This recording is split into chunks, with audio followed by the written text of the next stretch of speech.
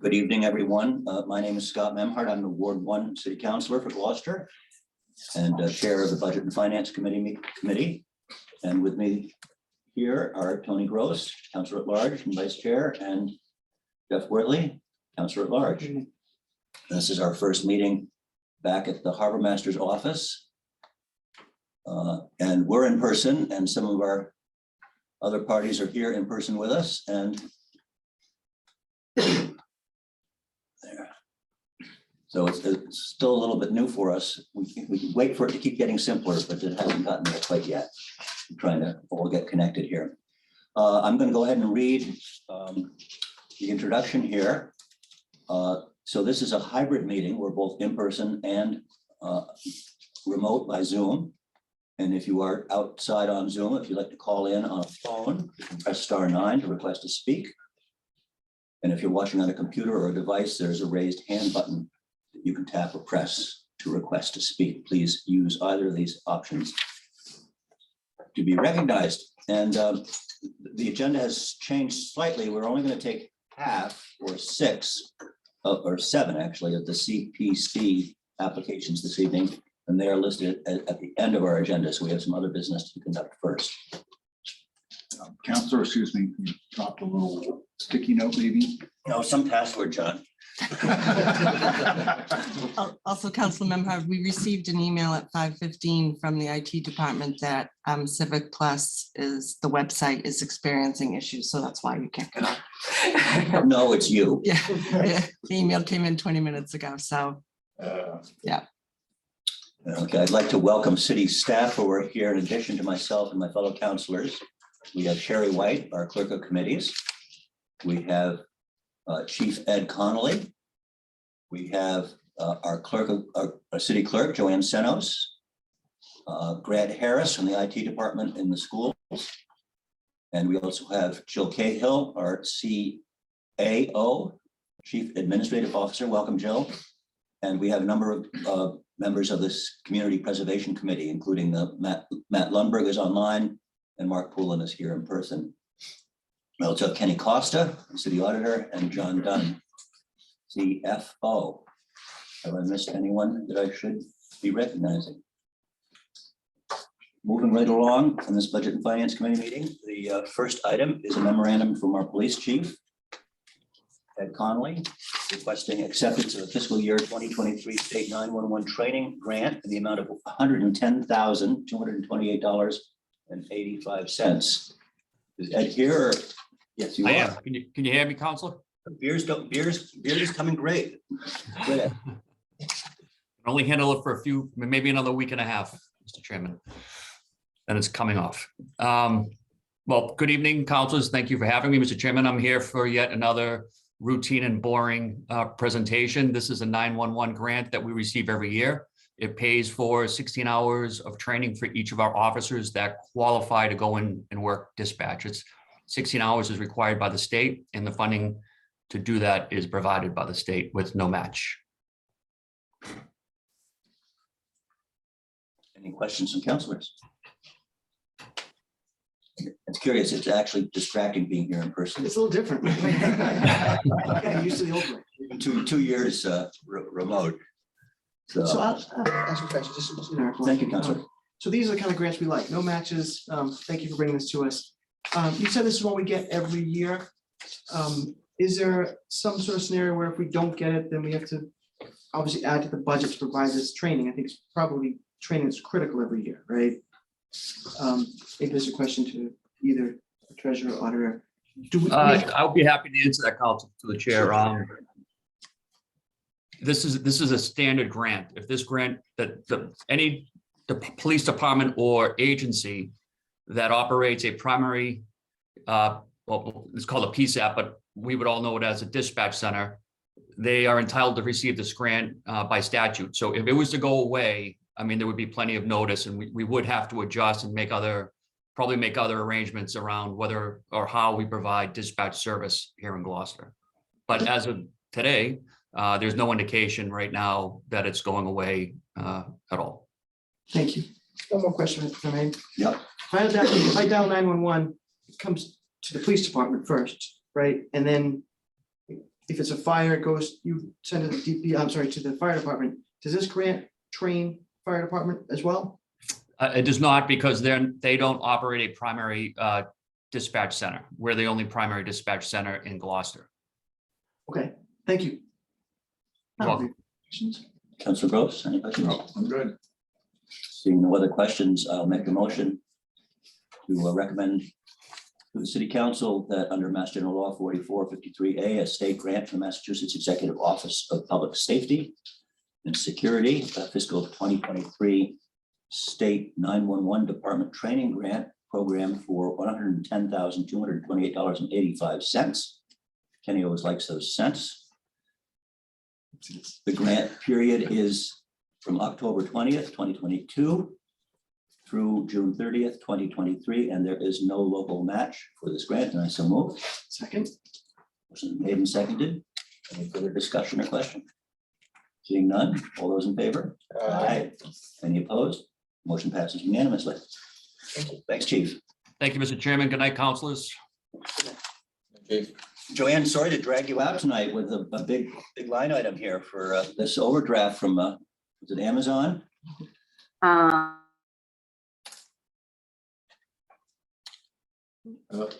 Joanne, You're you're muted. muted. There you are. Sorry about that. Yep. We were made aware of this at the end of October from the purchasing department that we inadvertently missed an invoice from January 21st, 2022, and it is too late to pay with FY22 funds because that year is closed. So I'm asking permission to pay for FY23 funds to get rid of this invoice, and we'll be up to date. I'll have to say, I don't think I've ever come before the committee for payment for missing an invoice, and this is the first time for everything. So I respectfully ask that you give approval to pay this with FY23 funds. Seems like an appropriate issue of good housekeeping. We should do so. Although, is there any discussion? I'll read the motion for us. I would move to recommend that the city council, in accordance with Mass General Law 44, paragraph 64, approve payment of a prior year invoice from Amazon Business, details as noted, relating to a digital camera memory card and Scotch heavy-duty packaging tape in the city clerk's office, dated January of 2022. And this is for the purpose of paying invoice number as noted, dated January 21st, 2022, to be paid with fiscal year 2023 general fund, city clerk budgeted funds, account number as noted, city clerk supplies for a total of $26.94, and I so move. Second. Motion's been made and seconded. Anybody want to challenge this? Sure. more money in postage just to send the invoice a couple times. Yeah, No, we might have to send a tape back. but if it's already been taped, yeah. So with no further discussion, all those in favor? Aye. Any opposed? Motion passes unanimously. Our third item tonight is a memorandum from. Thank you. Thank you, Joanne. Thank you, Joanne. Sign Okay. off, please. Catch up. The next election's right around the corner. No, I'm connected. So the next item on number 3 on our agenda here at Budget and Finance this evening is from the Director of Information Services, requesting the acceptance of E-rate Category 2 funds in the amount of $359,339.08. Is Ryan here to speak to that, or Grant, are you going to do that? I can speak to that. Ryan is, he's on vacation. So Someplace far away, I understand. yes, he is going overseas. Exact destination, not sure. Excellent. All right. So good evening, everybody. Welcome to our meeting. Yes, thank you. I'm here to sort of talk about the city, the schools had received funding from Category 2 E-rate for a total of $359,000 and some change. The Category 2 is a portion of the E-rate reimbursement that's specifically for networking equipment. We are allotted a certain percentage of our funding source to put towards that, and we submitted with this larger project with the city on replacing network equipment, and the federal government decided to accept our proposal and is giving us these money. Sounds good. Just for information, give us the background on what E-rate stands for, please. Oh, it's the E-rate program is for it's for through the schools and libraries. It's designed specifically for telecommunications for schools and libraries. Back in the day, communications and internet connections for schools and library was not a thing. We couldn't afford it. They were too expensive. So this was a federal program set up by the FCC to pay for those services. And part of those services also included the infrastructure and technology to support those. Excellent. Counselors, any other questions about this? It's the grant. That's good. Yep. Mr. Dunn. Just a comment, so that, when the $2.15 million loan order for, infrastructure improvement was brought before you a couple of weeks ago, or a month and a half ago now. Ryan Knowles had mentioned that this was in progress, and we're happy to say that progress has been completed. So will this serve then to help offset some of that commitment Right, exactly. in due course? Yep. Excellent. Great. Excellent. Any other questions, discussion? Ready? Private question grants with no match. Yeah, exactly. I would move to recommend that the city council accept under Mass General Law 4453A and 1/2 a gift of tangible goods to the city of Gloucester from Universal Services Administration Company, USAC, the 2022 Schools and Libraries FCC E-rate program towards the purchase of replacing aging network switches across the city of Gloucester, including Gloucester Public Schools, in the amount of $359,339.08. And I so move. Second. Made and seconded. Any further discussion? Thank you for bringing this forward. Well done. Thank you. Ryan, wherever Ryan is, excellent. Good night. Motion. Thank you, Grant. Motion passes unanimously. You need to vote. We didn't vote. We expressed enthusiasm. Details. Yeah, motion's been made and seconded. Can we have a vote? All in favor? Aye. Any opposed? Motion passes unanimously. Different habits here. The item number 3 is something from John Dunn, our CFO, and it's a loan authorization request to increase the loan order 2020-006 by $500,000. And this is for the purpose of the Gloucester Water Pollution Facility Flood Mitigation Project. So you're here in place of Mike Hale, who's out of town right now. Well, Mike's out of town. And this is just a money matter. And it's just a money matter. It's unfortunate, but it's not surprising, just again, one of those things where we put something out to bid, and the bids come back in a bit higher than we expected. So basically, we put this loan order together a couple of years ago. So it's not all that surprising that right now, again, when we put it out on the street, get the receipts back, in responses to the bid request, that it is more than we thought it was going to be. At the same, so it came in about $300,000 more. We took a look at it, and again, just wanted to be on the safe side. We said, let's add 200,000 in contingency here, just in case. We're always going to be watching these projects to make sure that, we're scraping them to the ground to make sure we're not spending too much, but don't want to be caught at the end where we may have an unexpected issue that came up that would require a change order that we can't deal with. So we just decided that a $500,000 increase on the original 4.2. It's an important project, flood mitigation for the sewer treatment plant. Something that we really need to do. And we just want to make sure that we get to do it. It's been identified as one of our main vulnerabilities in Yes. face of Yep. sea level rise Yep. and storms. Drive by it almost twice a day. So, yeah. Has the contract been granted? So we've got, no, not yet. So this will allow us to sign the contract. But we're just going out to And we have- bid and we have and we have enough, we have enough in there, enough time in there to be able to get to the council meeting next Tuesday, public hearing. Hopefully have it voted up, and then we'll be able to sign that contract and move forward. We need a motion to reconsider. Mhm. Probably, yeah, would be a good idea. Tonight or? No, next. No, next Tuesday. Tuesday. I've been driving by that facility also. I'm just waiting for that riprap to be driven in, but So, we don't, your turn of phrase of finances, you have to watch out. We don't want to scrape too low to the ground on Essex Avenue in the Right. flood zone. Yep.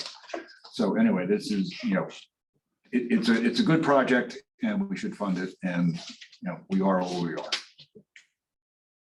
Was the project delayed?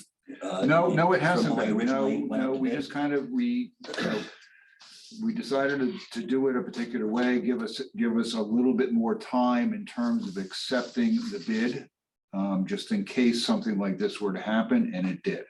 So, we have that extra time, should be, basically more than enough time once we get through next Tuesday, to be able to then put the documentation together and get all the signatures. And some of that documentation as, in terms of engineering, has been done and was That's funded by yeah, a so- state. Right.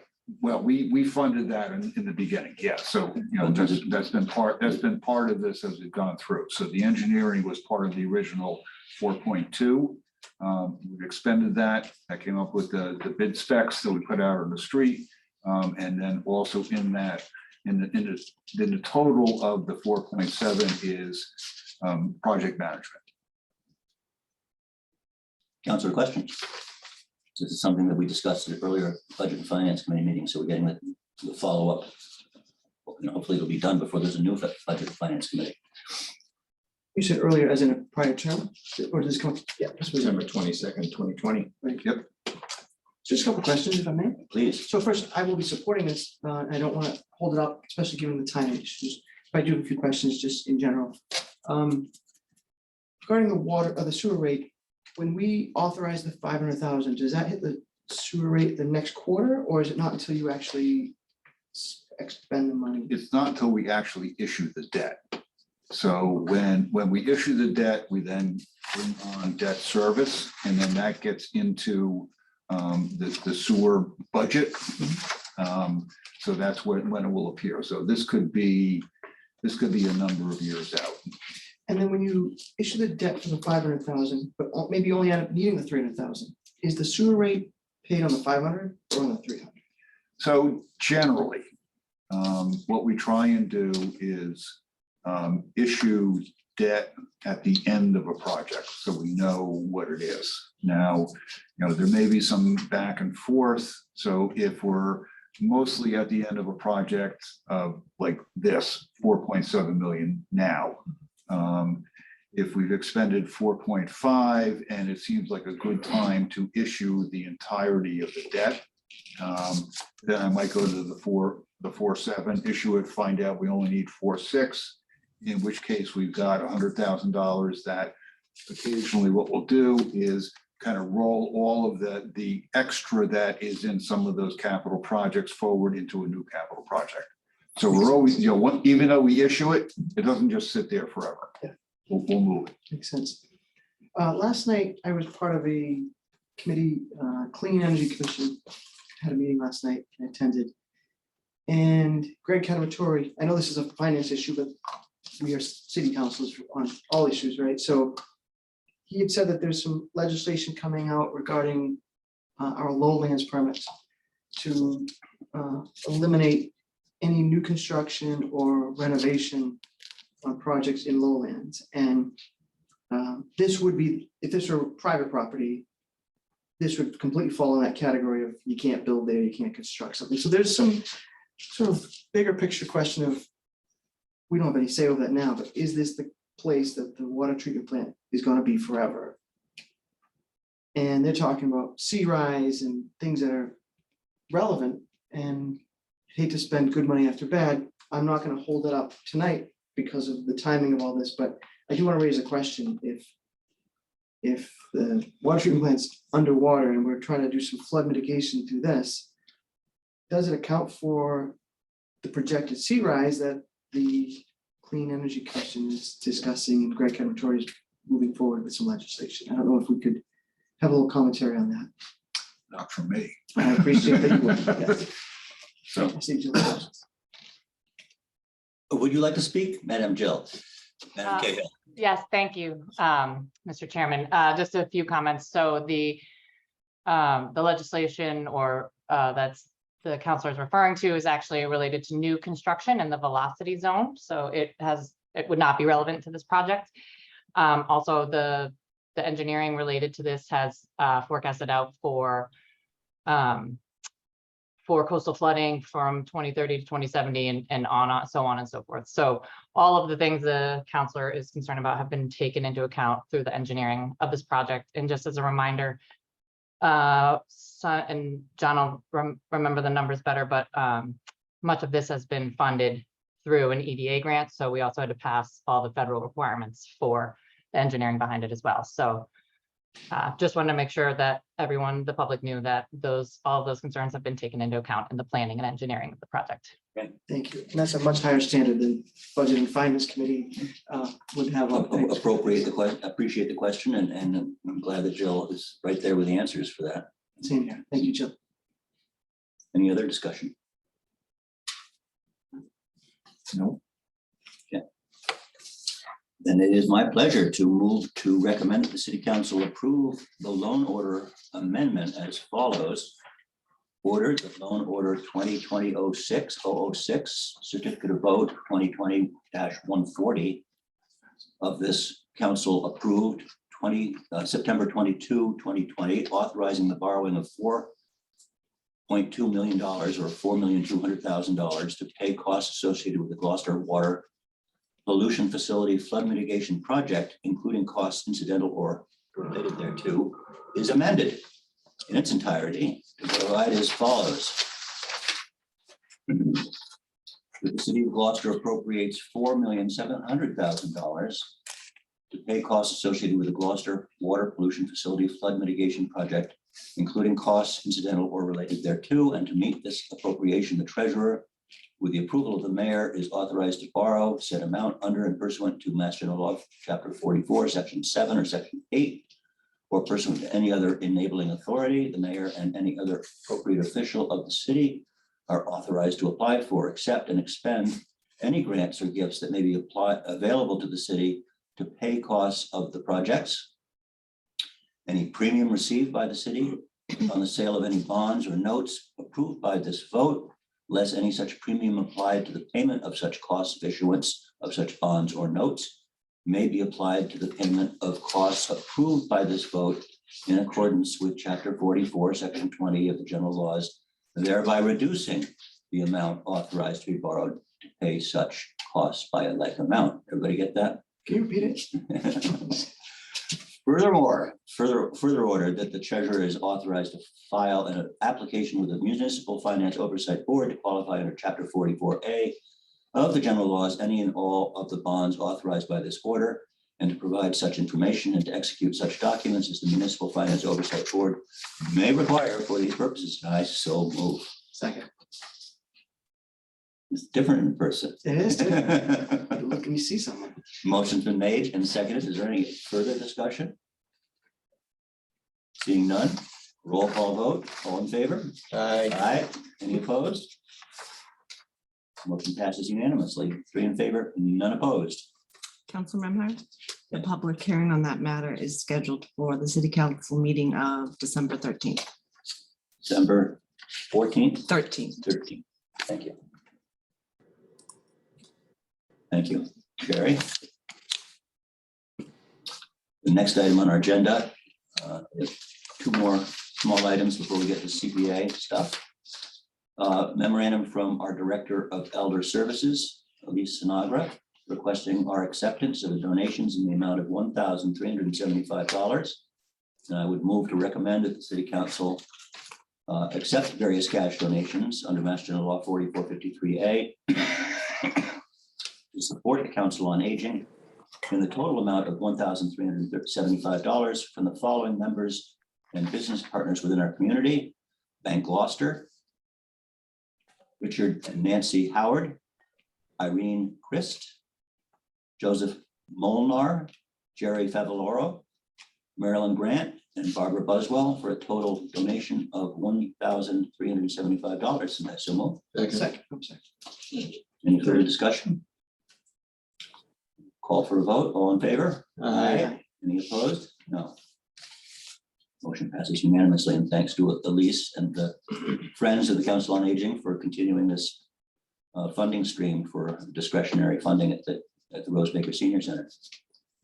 Item number 6 is similarly a memorandum from our Veteran Services Director requesting acceptance of donations in the amount of $1,150. And I would move to recommend that the City Council accept various cash donations under Mass General Law 4453A to support KPN Veteran Services in the amount of $1,150 from the following members and business partners within our community. Excuse me. Bank Gloucester, Robert Kohler, total amount $1,150. And I so moved. Second. Second, any further discussion? All those in favor? Aye. Aye. Any opposed? No. We're going to come back to Kenny for the dessert at the end of the meeting with our items there, I think. But in the meantime, we can go ahead with the CPC. Sure.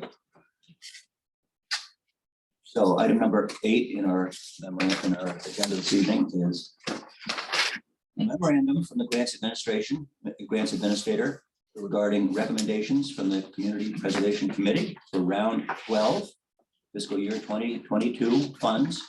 Matters that continued from November 3rd, 2022. And the first item on the agenda, we'll go through these one at a time. We have 7 this evening. and the remaining will be taken up at our subsequent Budget and Finance Committee meeting. The first one is the project number 1, Bayview City-Owned Cemeteries and Restoration. Amount of grant proposed $30,000. The applicant in this case is the City of Gloucester Cemeteries Advisory Committee. So who are we hearing from on this? Hi, Matt. Good evening, Scott. Good evening, councilors. I'm Matt Lundberg, the chair of the Gloucester CPC. We're joined tonight in Zoom participation from several people who are representatives of each application, and available to speak to the cemeteries project is Chris Maney, who I think just had her hand up. Hi there. Excellent. Thank you. Hi, welcome. Thank you. Thank you very much to all of you. As Matt said, I'm a member of the city-owned advisory, cemetery advisory committee, and we're a subset of the DPW. As you all know, the DPW has jurisdiction over all the cemeteries, and they try to keep up with all the work that's needed. And our responsibilities is to survey and document the needs and care for the 14 city-owned cemeteries that exist in Gloucester. DPW helps us a tremendous amount, with respect to labor and supplies and doing repairs. But it comes to a point that when we have to do professional restoration, we have to work we have to pay this particular piece of restoration by securing grants, and that's what this grant is all about. It's a $30,000 to start the restoration of Bayview Cemetery, which was established in 1728 and became a city-owned cemetery in 1890. And 1/3 of the cemetery will be restored, and then I hopefully will keep coming back to CPA and asking for another chunk of change to continue the full restoration of Bayview over a period of 3 years. Excellent. Matt, do you have anything further to add to the presentation? The only point I would add is that the Cemeteries Commission, this isn't the first project of theirs that the CPC has funded, and they've been an excellent partner and have managed funds really well. Always report back on their expenses and submit invoices in a complete manner and in a timely manner. So they've been excellent to work with. I know from listening through of the Zoom meetings for all your applications here that you've had a long process here. before we get into the details here and start this process tonight, would you give us a little overview of what your committee has undertaken to do and what has been come before you in terms of requests? Of course. And I'll review the full cycle very briefly. We request applications for projects once a year. And those applications are due in March, a very short one-page eligibility application. As you know, CPC funds can only be spent on certain types of projects, each with its own set of criteria. We review those applications to make sure they're eligible before we ask applicants to go through the full process. The full applications are due in May.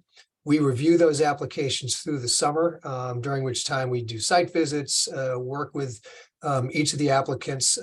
We have each CPC committee member be the liaison for one or more project applications. And the goal is to get their project application to a point where it has its best chance of being approved.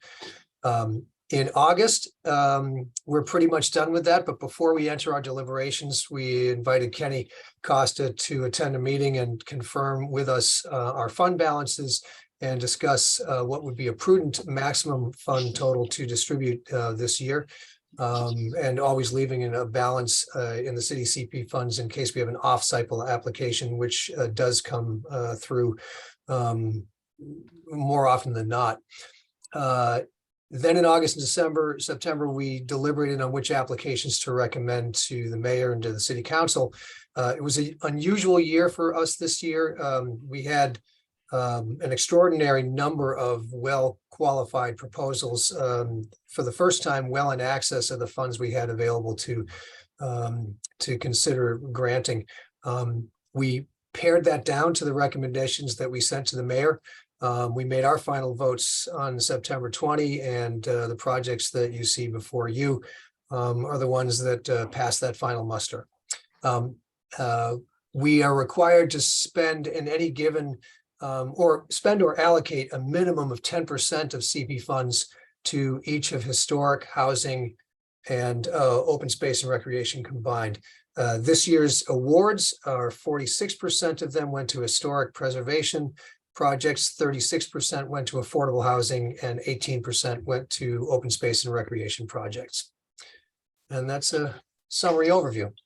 Just one further question, Matt. Just watching the process and the rigorous discussion that you go through, you've added basically 2 common questions to each of the applicants this year, and it would be helpful for us to hear what those were. Just in this the challenge that you asked them each to respond to. Certainly. Well, if I recall them correctly, the first one was each time that, well, when we had our in the summertime, when we had our in-person presentations or via Zoom with the applicants, it was, has your project modified in any significant way since you first submitted it back in May, primarily in a budgetary sense? And the second question was, if we were to fund your project only partially, to give you only a percentage of what you requested, would you be able to modify your project and still have it be successful in some way? Several, we had to say that, and it was greeted successfully with several of our, actually with almost all of the projects that we ended up funding. Thank you. Sorry to distract there, but I thought that overview would be helpful for everybody. So back to the cemetery committee. Do councilors have any questions regarding the Bayview Cemetery, which I, in my personal experience, remember clearing one hot summer when our kids went to the Al Duca constructed community daycare center adjoining that city-owned cemetery. A couple years ago, wasn't it? Yeah, right across from Vakari's Variety in the Bayview Fire Station. So, questions, Just a couple questions. please. So I forget the woman's name that presented, and I want to be thankful to the work that the advisory committee, the cemetery advisory committee is doing. Could you remind me of her name? Oh, sure, it's Chris Maney. Chris, thank you for the work that you do and your stewardship of the cemeteries. Do you have a rough guess as what the total cost per year you were wave a magic wand and say, this is what it costs to maintain the cemeteries? Do you have a number? Are you thinking about restoration? Because with respect to, the DPW, they have that cost for mowing the cemeteries at least, once a month, I think it's from May and through October. But if you're thinking about restoration, I can give you some figures because this restoration process at Bayview, it'll probably cost a total of $90,000, and that is just for the restoration work. That doesn't include the monies that DPW will and the monies and with respect to supplies and labor. The DPW is also chipping in because I discovered that there's staircases in Bayview, and they're going to excavate those staircases. So with respect to supplies and labor, DPW offers a tremendous in-kind work. If I just got a price on Cove Hill, which is maybe some of you know as Lane's Cove Cemetery, that has about $45,000 worth of restoration work needed. And then Beachbrook, that is Fisherman's Rest, that has about $45,000 worth of restoration needed because many of the stones in Fisherman's Rest are sinking and they need to be lifted up. In Fisherman's Rest, the stones aren't necessarily damaged like in Cove Hill and Bayview and First Parish, but they're sinking down into the ground and you can't read, some of the stones. So restoration is very expensive. We have a great restorer, but it is an expensive endeavor to preserve, this historical component of Gloucester. Sorry, we don't have more money to do all of that, but it's awesome that you're doing it. Thank you. I don't have further questions regarding this. Sure. I do have a couple of questions regarding CPA in general. That's appropriate. Let's finish this first. Councilor Gross? No, I'm all set. Chris, could you just speak to the volunteer people that are helping? Do this Surely, work? I know surely. there's a new organization. There is a restoration group that has been working in the cemeteries. It's a total probably of about 5 or 6 people that come and we clean stones and we pull out invasive species of bushes and trees and cut down shrubs around the stone walls. So we pretty much do, besides maybe because we're trained, some of us, to straighten some small footstones, we do landscape work, trying to clear out and make the cemeteries more visible and pleasing, for the people that pass, and the people would come and enjoy the cemetery itself. So there is that income, and then on top of that, our committee pretty much also does all the documentation, the historical documentation and records all the work that is done with respect to restoration, what particular individual, and all their important factual information is recorded and will be available to the public, for genealogical work and for educational work, and that will be eventually all on our website, the city website. Thank you. Uh-huh. Anyone else for questions? And we'd love to have any of you all come. Invitation. Absolutely. Thank you for asking. Yes. Yeah.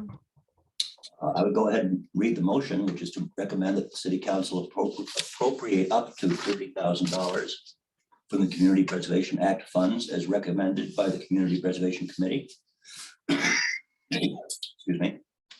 Provide funding to the City of Gloucester Cemetery Advisory Committee for the purpose of supporting the preservation of the Bayview Cemetery and repair grave sites in order to restore an historic resource. This appropriation will be allocated to the historic preservation category and funded from unrestricted reserves in fund number 4500. The project will be tracked in the Community Preservation Fund Historic Preservation Capital Projects Fund number 5812, and I so move. Second. Motion's been made and seconded. Any further discussion? All those in favor? Aye. Any opposed? Motion passes unanimously. Congratulations, Chris, and we'll see you at the full council. Yes, thank you so much. And thank Matt and his group as well. Thank you again. We appreciate your support. Very good. Before we go on to the next applicant, which is the Magnolia Library Building renovation, Councilor Wardley, have further questions concerning the work of the committee itself? Sure, not a concern, just a question. Thank you again, Matt, for the overview and for the work that you do. Remind me of the percentage that the city of Gloucester approved at an election way back when this started. I think it was declined the first year and maybe reduced or different. Just kind of remind me that history and I could get caught up on that. Sure.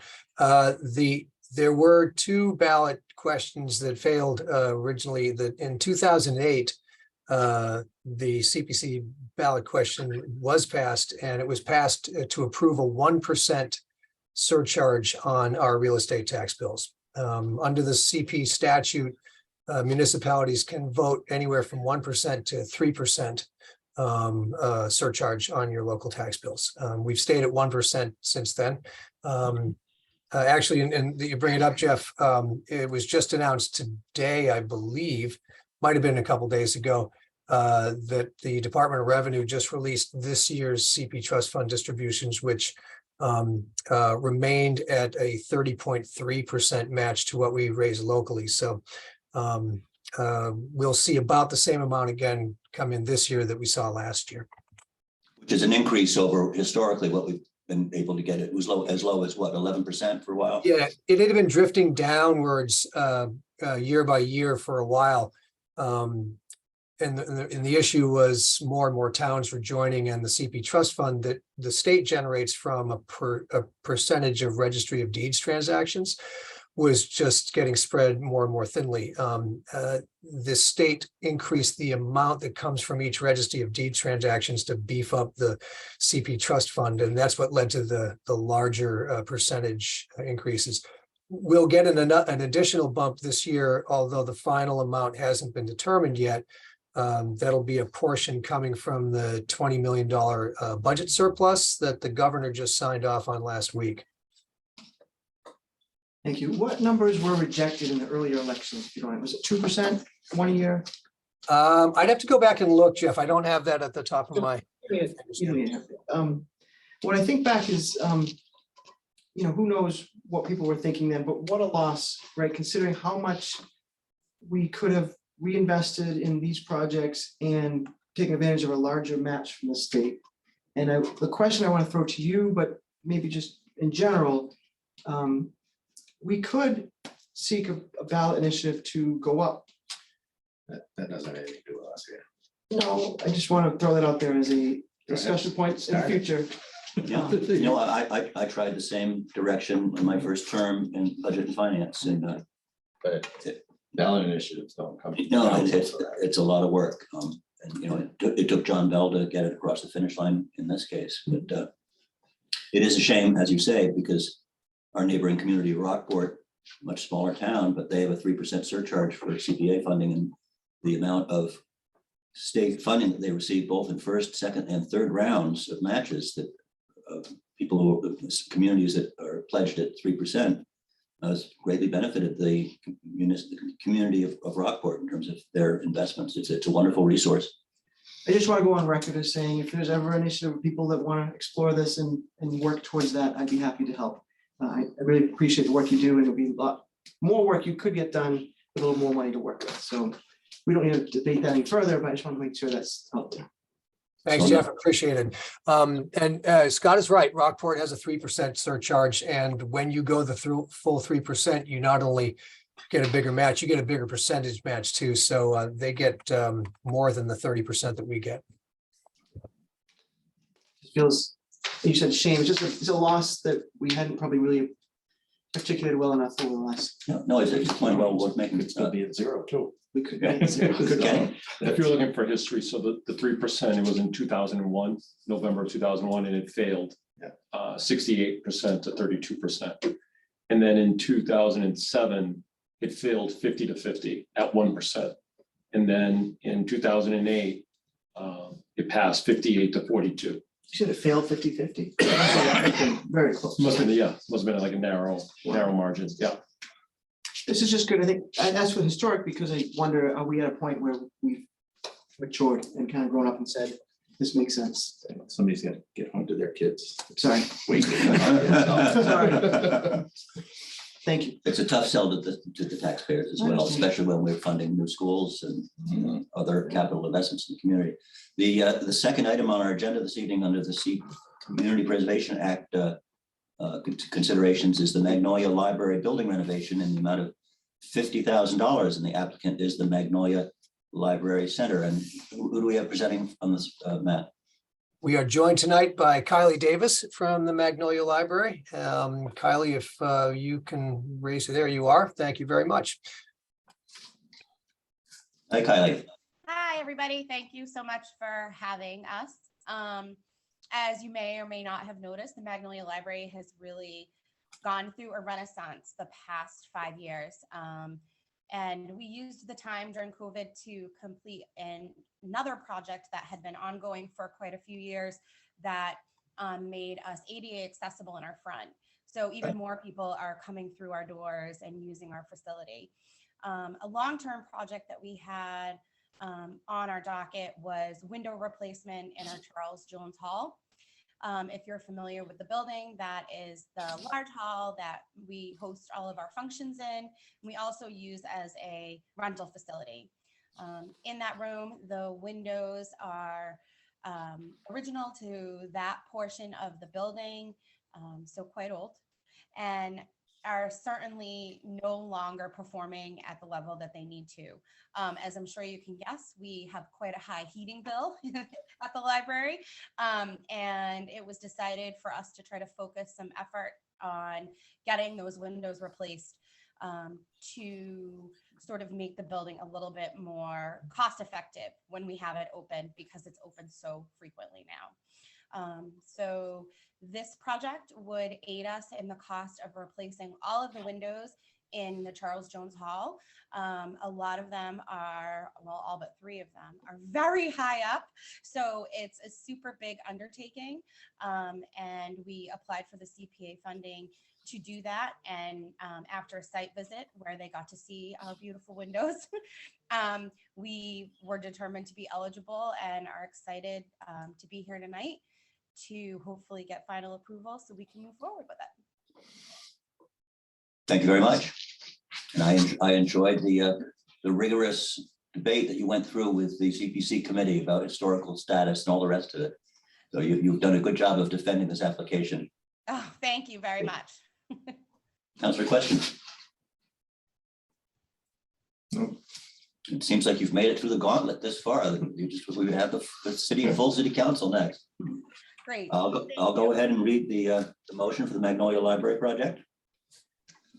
I would move that Budget and Finance recommend the City Council appropriate up to $50,000 from the Community Preservation Act funds as recommended by the Community Preservation Committee to provide funding to the Magnolia Library Center for the purpose of supporting the restoration and preservation of the exterior building of the Magnolia Library in order to restore an historic resource. The appropriation will be allocated to the historic preservation category and funded from unrestricted reserves in Fund 4500. The project will be tracked in the Community Preservation Fund, Historic Preservation Projects Fund number 4754, and I so move. Second. Motion is made and seconded. Any further discussion? All those in favor? Aye. Aye. I missed these roll call votes. I know. You roll call if you want. I feel like I'm going to stumble. Get my shirt. 30 seconds. Okay, Kylie, thank you very much and congratulations, and we'll see you at the full city council. Thank you. Thank you, Kylie. And moving forward, the next item, project number 3 for us tonight is the Manship Artists Residency Design Project in the amount of $50,000. The applicant is the Manship Artists Residence and Studios in Lanesville. And Rebecca, are you here with us tonight? Rebecca is, but so is Joanne Castano, and Welcome. one or both of them will speak on behalf of their project. Welcome. You have the floor. Thank you so much. This is Rebecca. I think Fred might also be here. Is Fred there? I don't see Fred on the Okay. on the attendees list. Great. Well, thank you all so much. We're very excited to be able to present to you guys tonight. We're very grateful for this opportunity. I don't know how many of you have been to Manship, but we're so excited. We are celebrating 5 years. So we bought the property 5 years ago, and for the first 2 years, we fixed up the residence so we could invite people to start to be in residence. And then we've been welcoming artists for the last 3 years, just over 3 years. Of course, part of that time has been COVID. It's a challenging time to start something, anything, especially a residency where you bring people together in community. But we are so grateful. We worked really closely with the city health department and Sorry. and basically, put our original business plan out the window, and we're able to serve many, many more people. So we are at a juncture right now where we're entering the second phase of a renovation, the development of the site. The first one was really getting the house in a position where we could start to have people come. And right now they stay there and they use the bedrooms also as studios. And the second phase is to really look at the rest of it, to build out more studio spaces. And we're asking for funds to help prepare the documents for its this second phase. We're just about to sign the paperwork to hire an architectural firm that's going to develop the design concept for the facilities.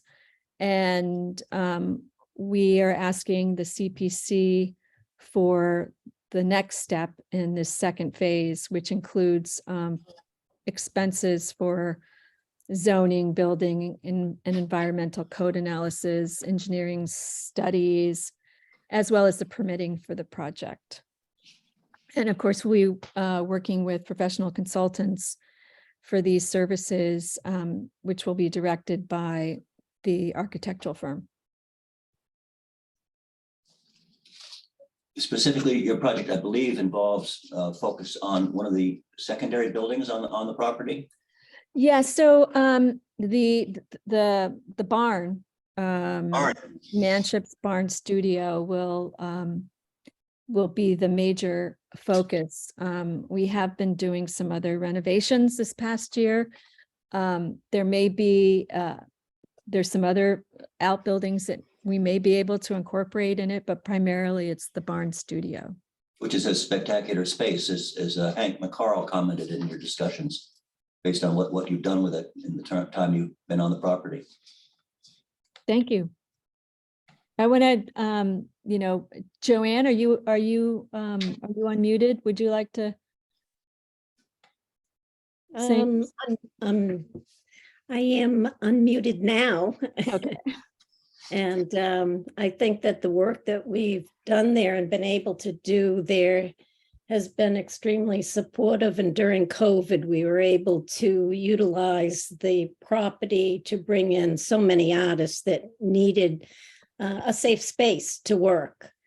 And in order to continue that kind of work, supporting so many creatives in the area as well as beyond, the barn has been a mega wonderful place for musicians and artists, and also to bring in the community for special workshops or concerts. And it has it's a wonderful place to listen to music as well, and to gather and have exhibitions. So it's nice to bring it all back to life as we have been able to do, as the Manships were able to do in their time. I think you're all to be congratulated. Yeah. Councilmember, there's one more attendee with their hand raised, Laura Groff. Oh, it's Fred. Oh, that's Fred. Fred. Okay, I'll give Great. you one I'd like moment. to let him join us. Sure, there you go. Terrific. No, I just wanted to, can you hear me? Yes, indeed. Thank you. Okay, I just wanted to let you know that I was indeed here, and I'm actually not Laura, that's my wife. I am Fred Groff. So, Could you just describe your role in the project as well? well, I'm a trustee of the Manship Residencies, and I'm also director of the Buildings and Grounds, and I've been sort of heading up a lot of this effort with the consultants that we've hired, and trying to direct their efforts, and also some of the other efforts that we've been making independently for the improvement of the property. Thank you. Councilor, questions? Councilor Worthy? Yes, thank you, Rebecca and Fred and Joanne. I'd like to just disclose that Joanne and I started the Society for the Encouragement of the Arts 20 years ago, and I'm still very proud of the work that you did and we did You together. mean Sea Arts? Sea Arts, as a matter of fact. And CARTS and the Committee for the Arts. We did That's right. quite a bit of cultural economic development back in the day. Absolutely. I Which love it. continues to live on in various forms. My question for whoever could answer this is, and I don't know what time frame, but how many artists would you say per year, for example, or whatever number you might be able to work with, do you find are benefiting from this? All of them are benefiting. What number are coming through? Well, we can tell you that in, as I mentioned, COVID happened and many of the residencies around the world closed. Some of them said they would never reopen. Manship never closed, not even during the lockdown. We were very strategic and determined. We hadn't been opened a year yet, and we were, it was clear we were not going to close because we didn't want to end up being like any of the other residencies that stayed closed and never reopened. And in doing that, we found a way. In the past 3 years, we have served 50 artists in residence actually staying at the site.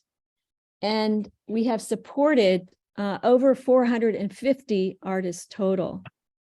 We were able to take advantage of this phenomenal site. I mean, it's a stunning, truly magical place. This outdoor site, we were able to invite artists from our community, partnering with the different arts associations who had virtually closed and were no longer able to bring their communities together. We opened the grounds, and very strategically, as I said, working with the city health department, we invited them to come and work and spend time outside on the site. So, it's really remarkable when you think differently and are presented with, really incredible challenges, what you can do. So, there are a number of people that we can serve at the residence itself, and that is somewhat limited at this point because of the need to use the bedrooms as studios. We can serve a lot more outside if they are just working outside in the daytime or performing at night. So this project is so important to be able to allow us to create real studio space for the artists who are visiting. I think it's remarkable. Thank you, Rebecca, for answering that. And hopefully this funding is going to be an important part in your strategic plan moving forward to grow and enhance the community that you created there. Absolutely. We know that we'll be able to leverage it to raise more funds. Very good. There are no other questions, Tony? I'll go ahead and make the motion. I would move that the Budget and Finance Committee recommends to the City Council to appropriate $50,000 from the Community Preservation Act funds as recommended by the Community Preservation Committee to provide funding for the Manships Artists, Residents, and Studios, Inc. for the purpose of supporting the preservation and restorations of the Manship Artist Residency. In order to restore an historic resource, the appropriation will be allocated to the historic preservation category and funded from unrestricted reserves in Fund 4500. The project will be tracked in the Community Preservation Fund Historic Preservation Projects Fund 4755, and I so move. Second. Motion made and seconded. All those in favor? Aye. Any opposed? Motion passes unanimously. Good Thank luck. Thank you much. Very much. Thank you. And Thank you Good night. so much. Good night. Carry on. Moving Scott, along. before we move on to the next one, could I just add a comment? Please, Matt. Both of the projects that we just discussed, Manship and the Magnolia Library, are good examples of what we really went through with all these historic preservation projects. We had applications that ran a pretty broad range, portions of which or all of which didn't qualify with the state statute for historic preservation as it relates to CPA projects. And with all the applicants, we methodically went through, you can do this, you can't do that. And once we decided that they wanted to do something that we could support, in most cases, we couldn't support them to the level that they wanted to. And I think it was great for both Manship and Magnolia, but also for everybody that they found a way to use funds that we could make available. They modified their projects and they redoubled their private fundraising efforts too. So I just wanted to mention that because it was impressive to us as a committee this year around. And good for you for challenging them to do so in an open dialogue. Yep. Should we move on? Next one.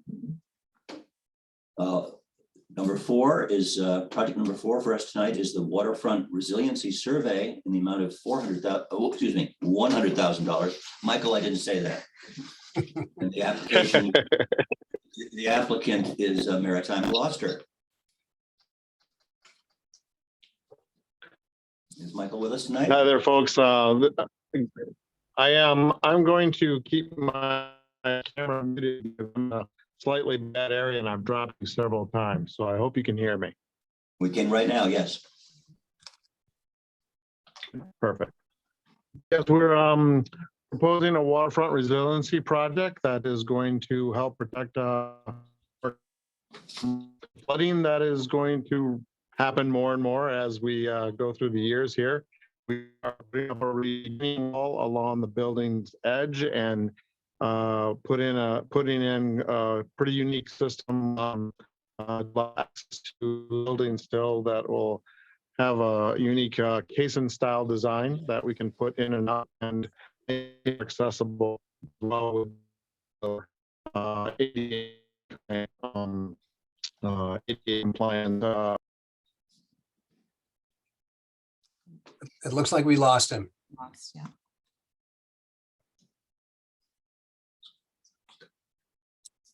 Have other members of the committee been able to watch his presentation to the CPC? I can speak to it to some level. Thank you. The purpose of their application was to address what has been becoming a larger problem, and it looks like Michael is back on. So Michael, if you want to take another shot, go ahead. I'm sorry about that, folks. How much did you not hear?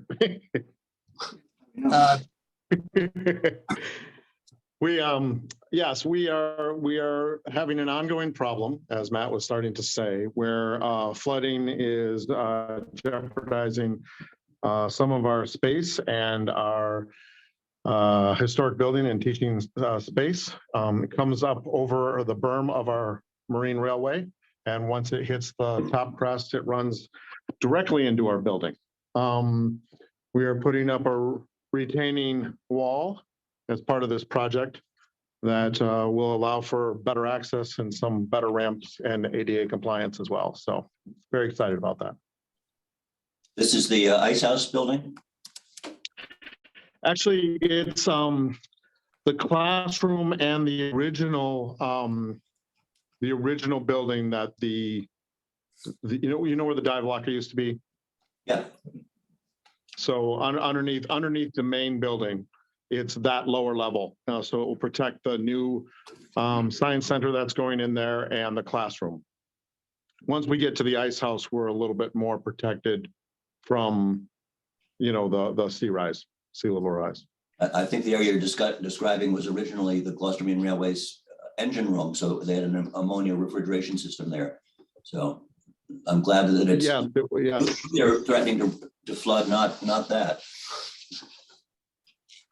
No, hopefully not. We're trying to make sure that this by projections where we have right now, talking with Coastal Zone Management and with a few of the engineers, it looks like this will be a good, they initially said 75-year plan. It will probably give us a good, up to 100-year plan for the types of, I would say storm surge flooding that we get. Thank you. Council questions? Comment. Comment? I just want to add a comment. So thank you for this. There's an irony, former city councilor Harriet Webster, who was the first Yes. executive director of this organization. Founding director, literally raised this issue 20 years ago as a potential thing to think about. And it's just amazing when you think about, like, here we are.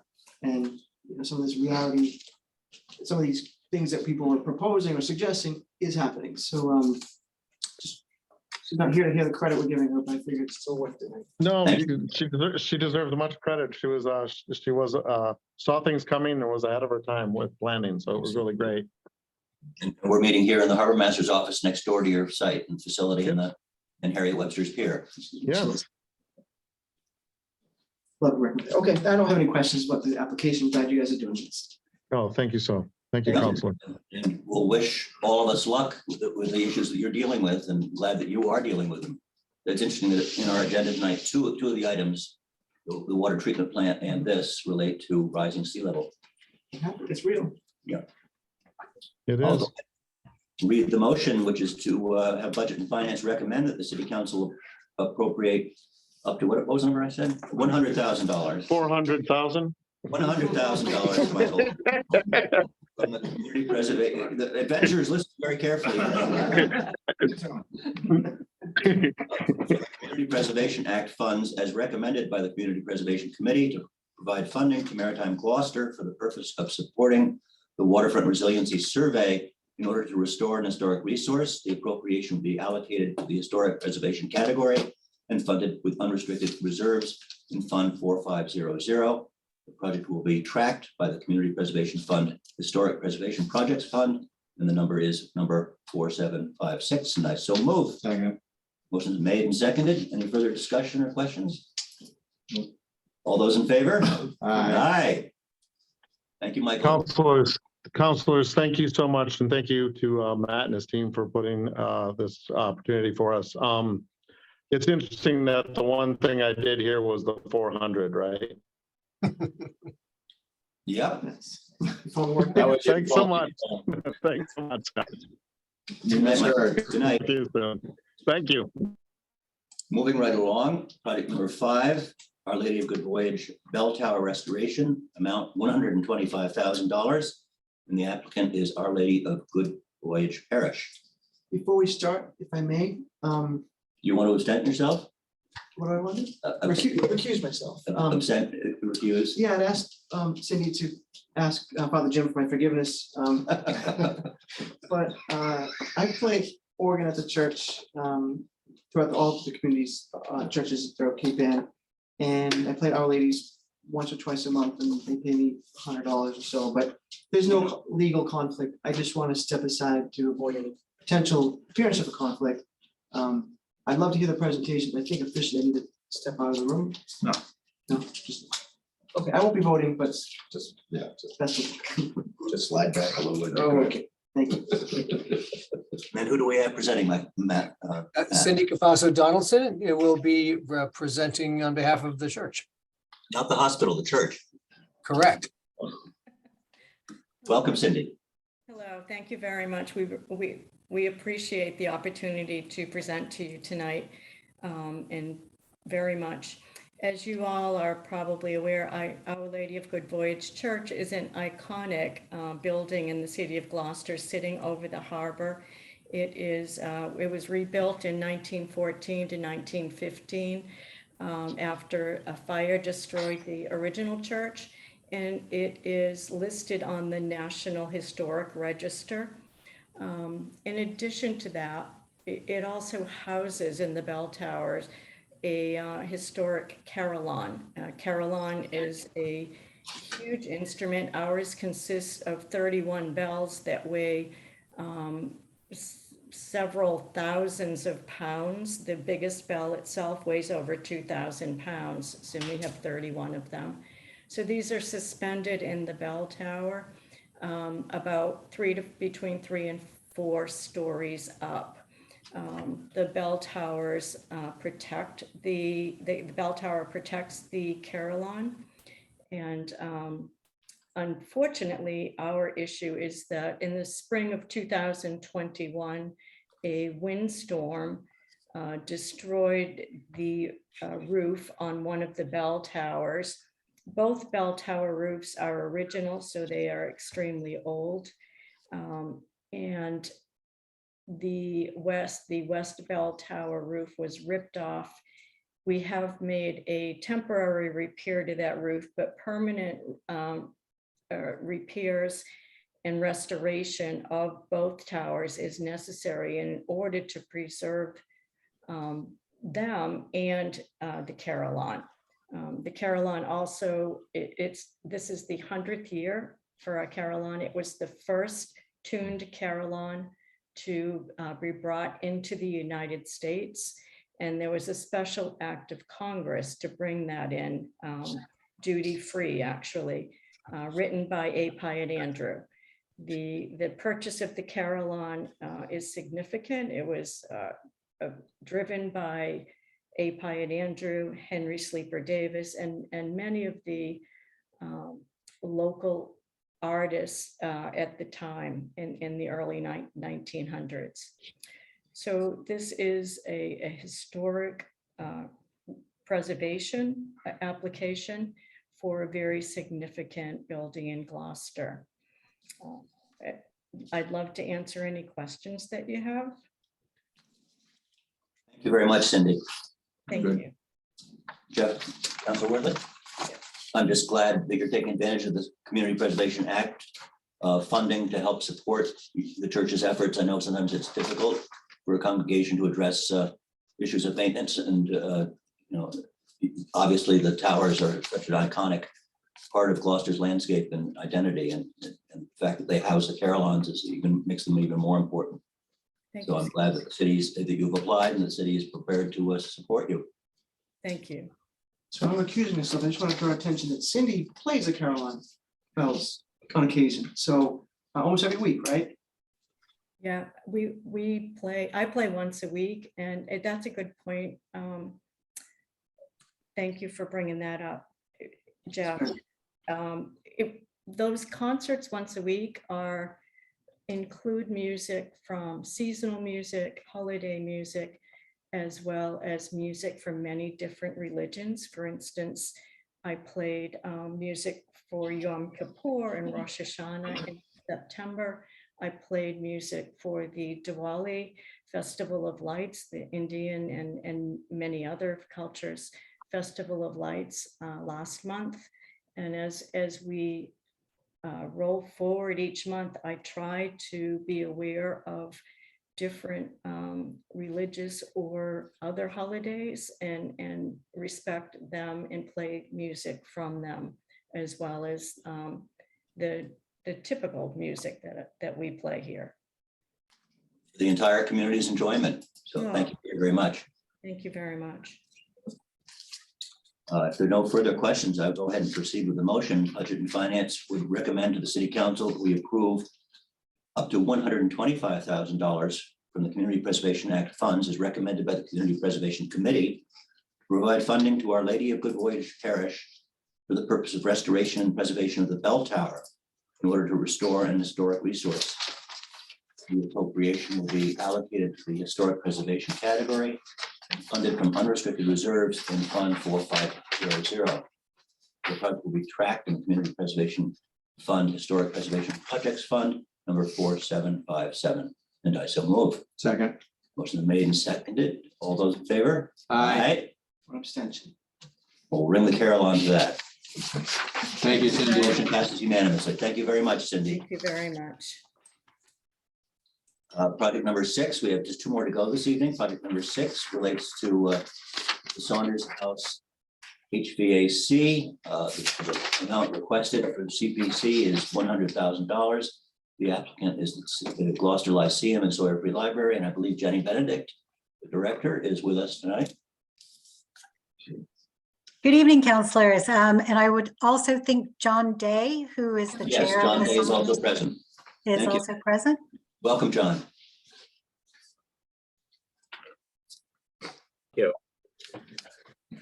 John, would you like to start? Yeah, thank you for getting a review of the project so far. As you learned from the materials that we forwarded, the request this evening is very focused and specific to get help with replacing the HVAC system in the Saunders House. And this small piece is a part of a larger plan to restore and preserve Saunders House so that we can reopen it and make it available for public meetings and other public purposes. At the moment, Saunders House is used only for staff offices. We envision the installation of an elevator and handicapped accessible bathrooms, but all that's in the future. Before we get to that, we need to assure the fundamental soundness of the house. And we thank you for your previous grant, which enabled us to stabilize the stairway, the grand interior stairway, and also to address problems with the foundation on the Dale Avenue side of the house. So the next step beyond that, the stabilizing the structure and making sure that it's both safe and usable for the future is we need a comfortable environment. And the staff who have their offices there today don't always have a comfortable environment. The furnace has outlasted its useful life. It has failed on a number of occasions during winter weather, more often than not on the weekends. And we rely on the help of the city to maintain the furnace going forward with a new system that will be environmentally sustainable and also more efficient. We anticipate providing a healthy and safe environment for those who are able to use the Saunders House in the future. So that's as much as I'll say for the moment, but I'd be most happy to answer any questions that you might have. You might just acknowledge the historic significance of the Saunders House as Samuel Sawyer's gift and the site of our first library. Right. I mean, the building itself, even if it were not the library, would be of historical significance in the downtown Gloucester area, having been built in 1764.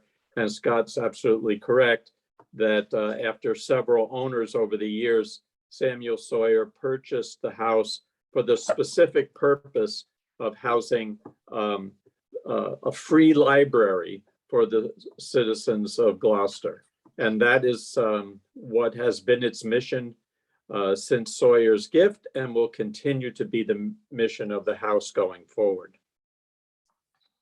Thank you. Councilor, questions? Councilor Wortley. Yes, John, thank you for your presentation and your stewardship with the library. I took a tour of the facility with Jenny and Fran Alberti back in January, February, when it was really cold. My only question is is the furnace going to the Smithsonian next? Because it's a candidate. Absolutely. So I think we have an obligation almost, not only for the maintenance and security of the building, but first to have staff in a building it's not just a comfort, it's a question of, there's some laws on what temperature you're supposed to be working at. And so I'm happy to support this, but I think we should almost borderline required to support it. So my question really is, how quickly do you expect the furnace and this HVAC system to be updated once you receive this money? I believe in the proposal, we mentioned getting started on it in the new year, but Jenny may want to comment on that as well. So thank you for the question, Councillor Wortley. I think we are We are resolved that we will go through this winter, one last winter with the boiler that we have. But we will start the project planning as soon as the grants are approved by City Council, assuming you view our proposal favorably. So in February, March, we would be finalizing the specifications and putting the project out to bid with the intention of getting the new system installed well in advance of next winter. Great. And just one follow-up question, if I may, Mr. Please. Chairman. I know nothing about HVAC, or next to nothing, but have we factored in the contingency for asbestos or other sort of toxic chemicals and things that, again, I know nothing about it, but I can imagine this could get more expensive if there's environmental and health issues associated with it. Thank you for that question. When in 2017, an assessment was done of the entire building that included hazardous substances. And actually, there's relatively small amounts of asbestos in the basement of the building. And we do have, the costs of what that will cost to remediate those. And it's not a significant factor for this project. Good. Okay. Thank you. Good to hear. So you'll have a very busy year ahead of you and a full plate, Jenny. And I hope that you had a successful annual meeting last night at the library.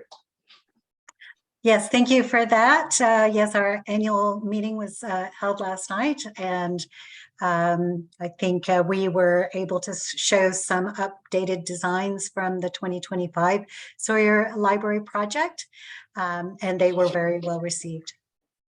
Excellent. There are not many books on the floor of the main library at this point. That's correct. Councilors, any other question? So I would move to recommend that the Budget and Finance Committee recommend to the City Council that we appropriate up to $100,000 from the Community Preservation Act funds as recommended by the Community Preservation Committee to provide funding to the Gloucester Lyceum and Sawyer Free Library for the purpose of supporting the implementation of an HVAC, that's a heating, ventilation, and air conditioning system in the Saunders House in order to restore an historic resource. The appropriation will be allocated to the historic preservation category and funded from unrestricted reserves in Fund 4500. The project will be tracked by the Community Preservation Fund, Historic Preservation Funds Project Funds, number 4758, and I so move. Second. Motion is made and seconded. All those in favor? Aye. Any opposed? Unanimous support. So thank you very, very much for that, councilors. This support is instrumental in us being able to move forward on this project, and we do so appreciate it. Yes, thank you very much. Thank you. Well, the folks from the adventure are yawning in the back row here, so with good reason, but thank you for sticking through, and I'm sorry that you were last on our agenda tonight. We were going to do 14 projects tonight. I didn't see any problem with that, but there was greater wisdom at City Hall. I didn't get the memo. Two of my liaison, I'm a liaison, but two of them that didn't get put on the. Have a nice night. Thank you. Thanks, Mark. Good talking to you. So the next item on our agenda, last item before our other business tonight is project number 7, the Adventure Schooner Rudder Project, which sounds like a familiar project to me, but here we are again. And the amount is $50,000. The applicant is Gloucester Adventure, Inc. And we have several folks here in the audience who'd like to introduce themselves and make a presentation in person. I'm Stuart Siegel. I'm the Executive Director of Gloucester Adventure, Inc. since April. Welcome. New guy in town. And I'm Bill Barton. I'm a board member for Gloucester Adventure. I've been on the board for about 2.5, 3 years, I guess. So what can you tell us about this application? What's happening next? Sure. For this lovely old schooner of ours? So kind of in a nutshell, a major restoration was completed on the vessel several years back. But like all historic things, once restoration is done, you need preservation. So every kind of 3 to 5 years, we need to do a sizable amount of preservation work on the vessel. And so we have scheduled for the fall of 2023 now to do this work. In total, it's about $161,000. Dealing with areas of rot that have been detected around the knightheads, bulwark planks, the worm shoe, lovely name, caulking the garbage seam and things. The area that we're hoping for your support on deals with the area around the rudder and propeller of the vessel. And the rudder was something that wasn't dealt with during that restoration project. We've been looking at it in more detail. There is some rot there, but we've also realized that it's not her original rudder. The replacement rudder was put on. There was probably some rot at some point, and a quick fix was done years ago, which was shave away the area that has the rot and you have a smaller rudder, but looks better. So Adventure doesn't actually handle the way she should. Sometimes when you are trying to tack the boat from about, she can stall, especially in later air. It is also a factor in tight maneuvering quarters in the harbor with busy harbor traffic.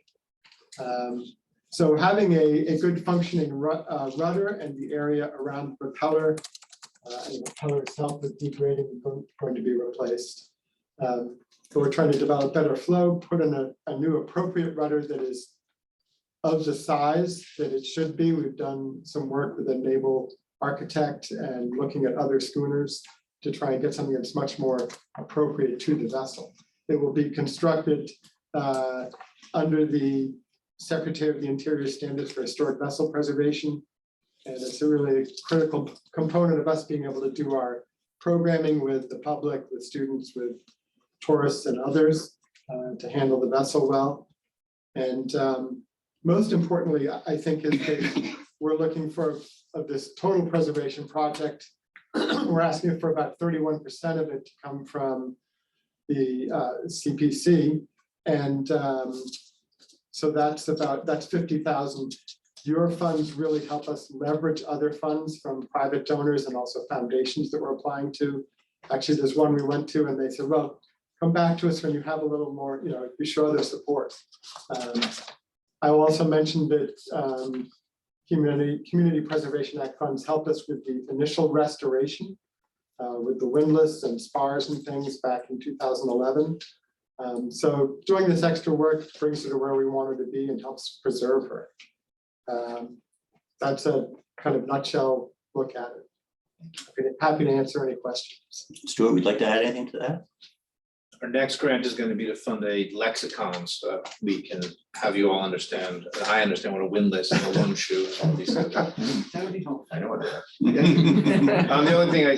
The only thing I might add just as far as relevance is with the Gloucester 400 coming up, we've already arranged with the 400 organization to do a big day of sailing for folks in Gloucester, and we're trying to do some other sails throughout the summer. And obviously, the better the ship performs, the better experience we can give to the people of Gloucester. Celebration. I'll also just mention Adventure is one of 2 National Historic Landmarks in Gloucester. So, highest recognition in the country for historic significance. So help qualifies. Hopefully qualifies. She does have a conservation restriction in perpetuity also with Mass Historic Commission. Now, the Adventure is a remarkable story, and the fact that she's here in Gloucester today and sailing on a regular basis is a tribute to many, many people, starting with Joe Garland and the former owner, and Marty Krugman in his time. So a lot of people. Councilors, have any questions? You're a quiet bunch.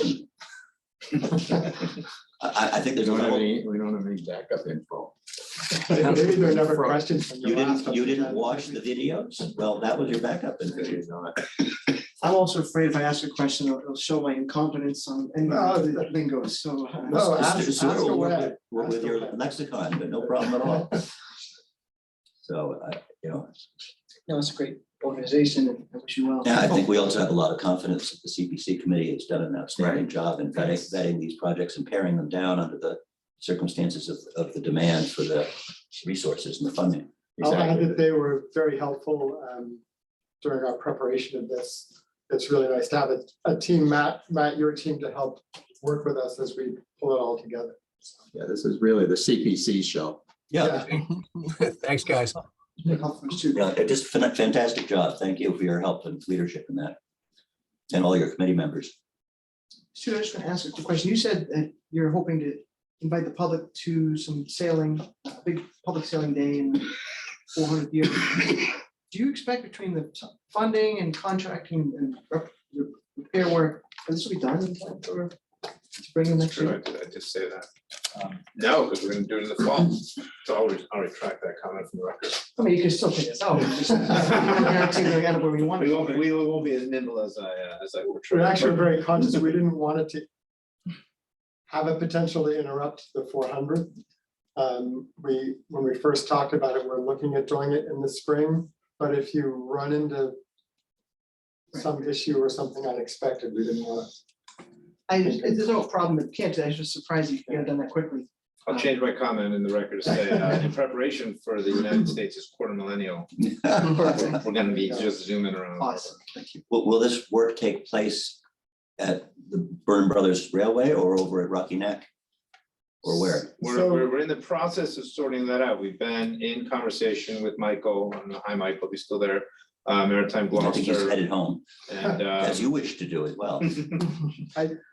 so we're still working on it. That has not been decided. We're trying to figure out, it's a large vessel. Right now, the Beaver is up there, which I think is 90 feet. I might be wrong. So we're just not sure on either side, just what are the limitations there. And I think there's a lot of space underneath the vessel that's needed to get the shaft and the rudder out. So Michael and I were just talking about today. Hasn't been concluded. But we're trying to figure out what's the best spot. And As long as it doesn't have to go to Maine. no, it'll be either with, at the GMR or right in our front yard there. I think that the general consensus on our board is that if we could haul out at Maritime Gloucester, it would be great. There's just visibility, the cooperative project, and a great demonstration happening at Maritime Gloucester. But we're looking at that, and Michael and his people have been great at trying to resolve issues. We're looking at things, and we're talking with Gloucester Marine Railways as well about pieces of it. So if we can, we'll do it, but there seem to be a couple of issues. So safety first. Yeah. Understood. No further questions. If there are no further questions, I'll go ahead and read this motion, which is our project number 7, Schooner Adventure. And I would recommend that the Budget and Finance Committee recommend to the full City Council that we appropriate up to $50,000 from the Community Preservation Act funds, as recommended by the Community Preservation Committee, to provide funding to the Gloucester Adventure, Inc. for the purpose of restoring the Adventure Schooner's rudder in order to restore an historic resource. The appropriation will be allocated to the Historic Preservation category and funded from Unrestricted Reserves Fund 4500.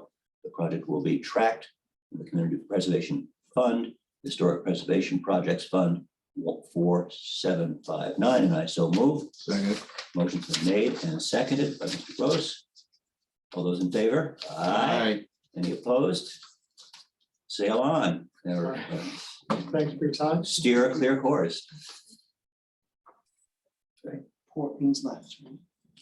What's left? That's right. Red right returning. Okay. Depends where you are. Very important. Okay, well, thank you all. That concludes the Community Preservation Act projects that we're considering this evening, and the next round of projects will be completed at our next Budget and Finance Committee meeting in 2 weeks. Thank you, councilors. I've already notified the remaining 7 applicants, and they've all confirmed that they will be with us on the 8th. So we will see you then. Thank you, Matt. Thank you. Thank you, Matt. I just want to Thanks. say, great to have a CPC committee for every issue that comes before the city council to vet things before it gets here. It really makes our job a lot easier. Thank you for your work. Thank you. Thank you. Good night. Thank you all. Good night. Good night. I don't think he agreed to sign up. He didn't say yes. Only someone else could hear it all first. He can say Digest no it. quite easily. So the last item I have on the agenda this evening relates to our city auditor. It's item number 7 on our agenda relating to accounts having expenditures exceeding authorization and the auditor's report and other related matters. Kenny, Yes, is Mr. everybody, Costa, yes, does everybody have a copy? Yeah. No, I brought extras. it looked relatively painless.